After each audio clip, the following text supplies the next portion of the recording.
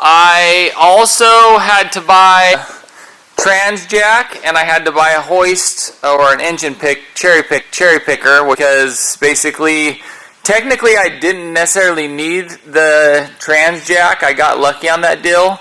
It came in use later down the road, but this is a scissor lift. This is what I use for obviously detailing and PPF and tint and stuff like that, so I can, get around the car. I was lucky enough to just slide the motor and the 10R80 right underneath and then drop the motor down. But you're going to need a different trans mount. So let me go ahead and turn this on. So see, your transmission is going to mount into different locations. I'm going to clean all this up. At the time, I couldn't use a die grinder or a cutoff wheel to cut this off while I was doing PPF in this other bay. So I just smacked it out of the way. This one over here on this header for the Cook's headers, you do not have to get rid of this the factory T5 mount. It's only on the driver side.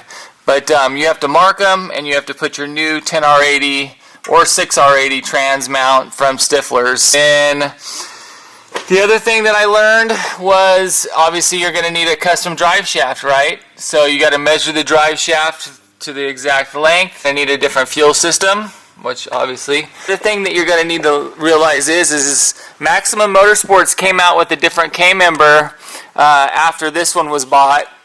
Basically the new Gen3s, they came out with a different one that doesn't have this bar right here. I don't know if you guys can even see what I'm doing on this camera, but it doesn't have this bar here. So I call them up and I'm like, dude, I'm having all kinds of problems with this oil pan hitting. It was barely hitting, but it was hitting.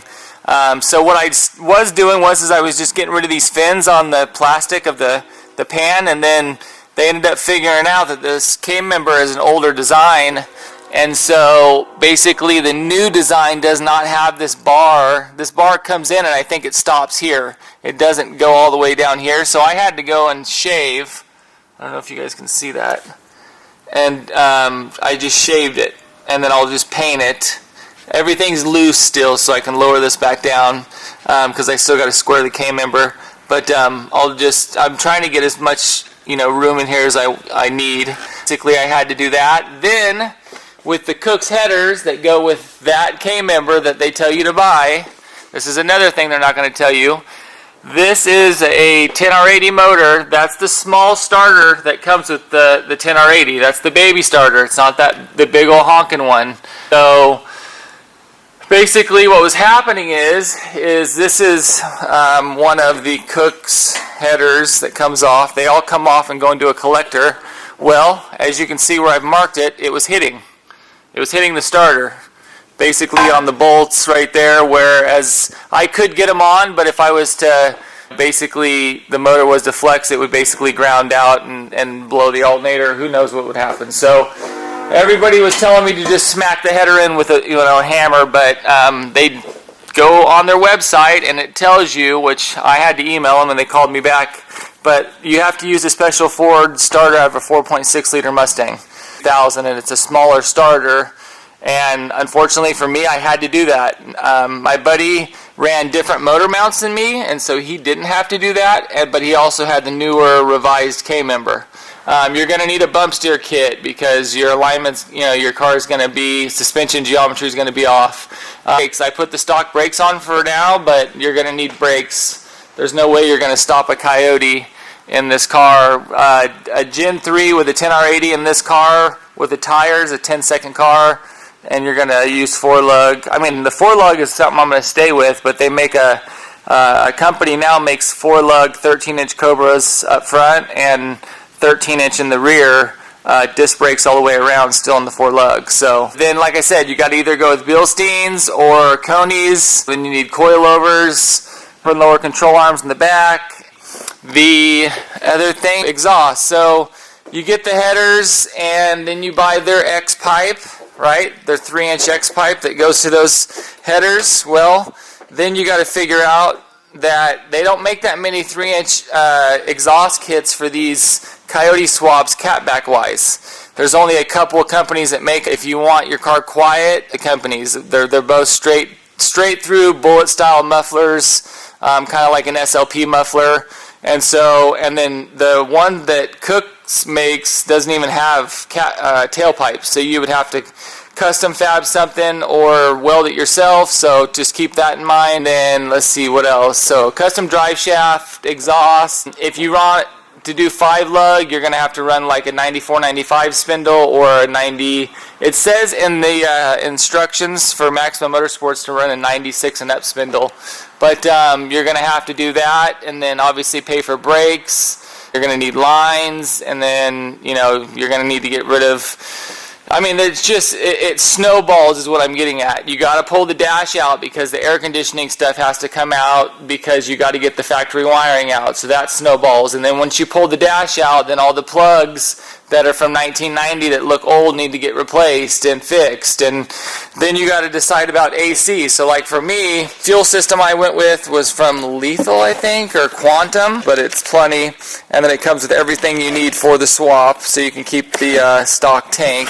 And then I did the Fathead Garage hidden AC kit. The control pack's super cool. It comes with everything you need, self-explanatory.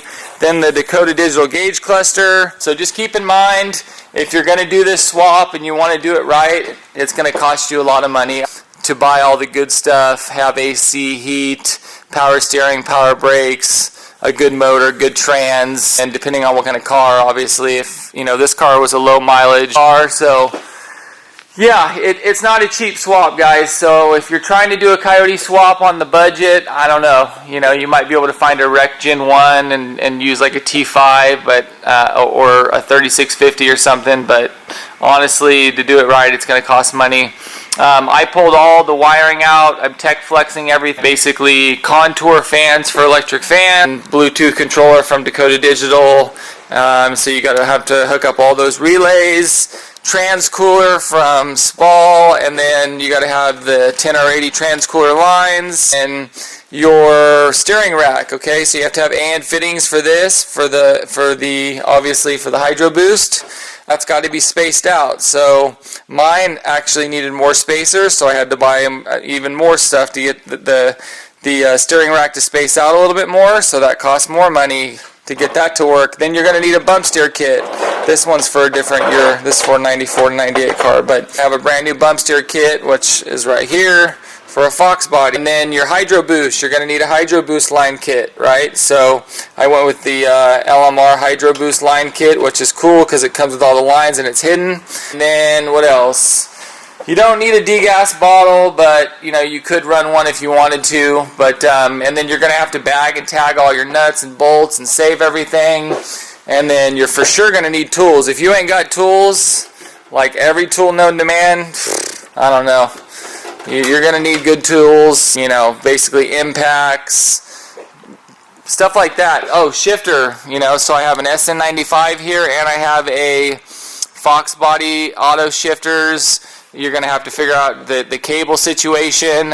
You're going to have to buy the adapter for the 10R80, which gives you AN lines out, and a temp sensor here, the shifter lever from Fathead Garage as well. Like, this is what I mean. It just starts nickel-ing and diming, and by the time you're done, especially with the new AC system, you're going to need a new accumulator or the condenser in the front, so that's more because you're not going to use the old Foxbody one.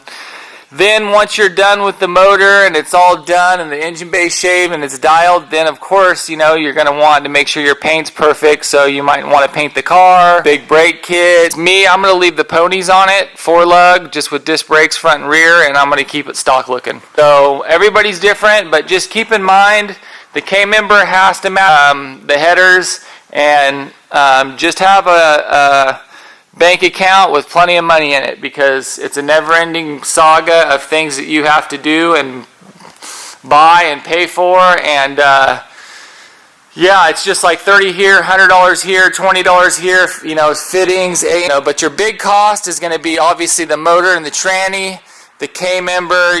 That's why a lot of people go with UPR stuff, I think. It's because there's a lot more room and it's cheaper. Motor-wise, tranny-wise, and K-member, A-arms, and coilovers would have been cheaper.